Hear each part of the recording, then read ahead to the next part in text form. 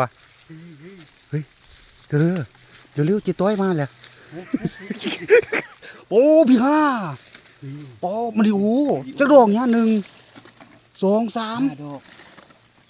โอ้ปูโอ้โห5 ดอกเย็ดโดก่อนกลับจัดเต็มเลยครับผมโอ้โหทีมงานเมียจมเต็มป่าอีกลีดขี้ดีป่ะเราอุตส่าห์บอกว่าตรงนั้นได้